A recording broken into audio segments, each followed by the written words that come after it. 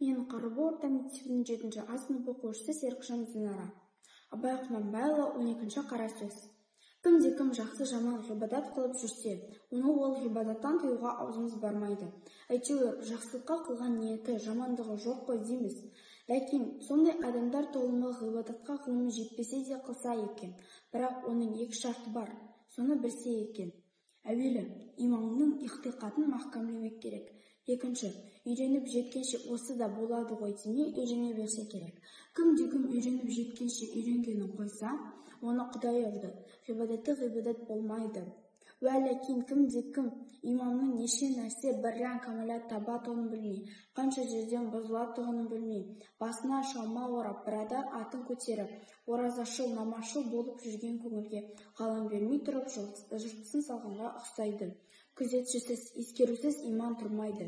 Ықыласыменен өзін аңдып, шын дүние шыншылдап, шана ашып тұрмаса, салғырттың иманы бар деп болмайды. 16-шы сөз.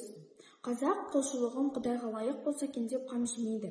Тек жұрт қылғанды бізде қылып, тұрып, жығылып жүрсек болғаны дейді. Саудагер несиесін жа келгенде, тапқаным осы біттім деп, алсаң ал, әйтпесе саған бола жерде мал қазанба дейтұғын болушы еді ғой. Құдай тағаланың дәл сол саудагерде қыламын дейді. Тілін жаттықтырып, дінін тазартып, үйреніп әлек болмайды. Білгенім осы, енді қартайғанда қайдан үйрен аламын дейді. Оқымадым десем болады дағы, тілімнің келмеуі қайтушы едім дейді. Оның тілі өзге жұрттан бөлекше жаратылып па? 31-ші сөз. Естіген нәрсені ұмытпастыққа 4 түрлі себеп бар. Әуелі, көкірегі байлаулы берік болмақ керек. Екінші, сол нәрсені естігенде я көргенде ғибратлену керек. Көңілденіп, тұшынып, ынтамен оқу керек. Үшінші, сол нәрсені ішіне бірнеше уақыт қайтарып ойланып, көңілге бекіту керек. Төртінші, ой кеселді нәрселерден қашық болу керек. Кер-кес болып қалса салынбау керек.